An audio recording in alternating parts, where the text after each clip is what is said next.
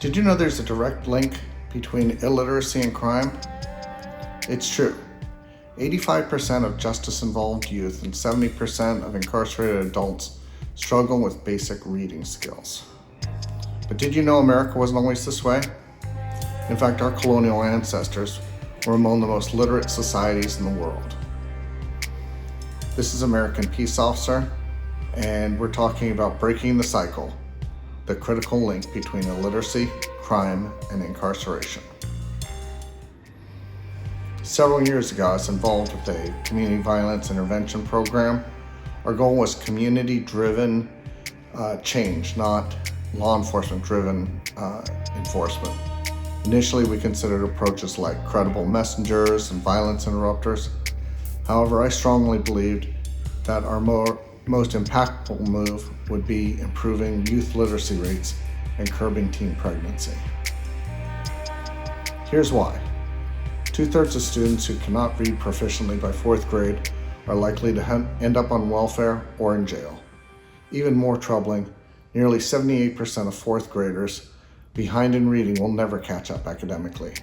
The Department of Justice highlights that academic failure, especially in reading, is directly connected to increased crime and delinquency. Historically, literacy was foundational to the American society. In Colonial America, nearly 90% of New Englanders were literate by 1800. Boston boasted almost 100% literacy. Why? Because the parents and the communities were directly accountable for their children's education, creating a deeply literate culture. Contrast that with today, where despite nearly $1 trillion spent annually on public education, educational standards are declining dramatically. For example, recent reports show that in the state of Illinois, there are 30 schools without a single student reading at grade level, and math proficiency is similarly troubling.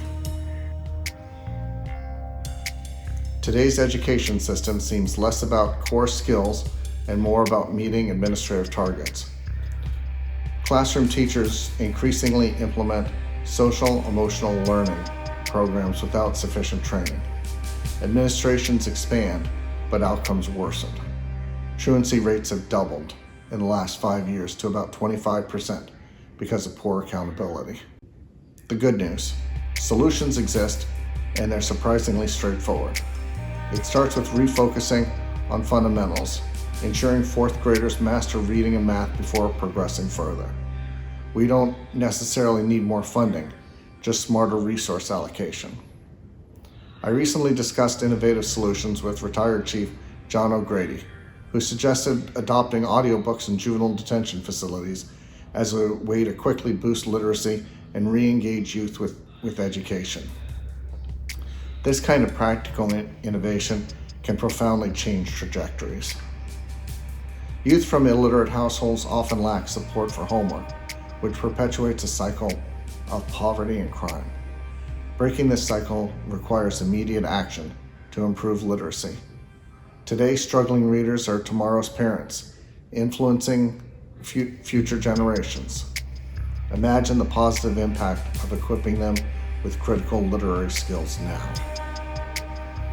Addressing literacy isn't merely crime prevention, it's life-changing.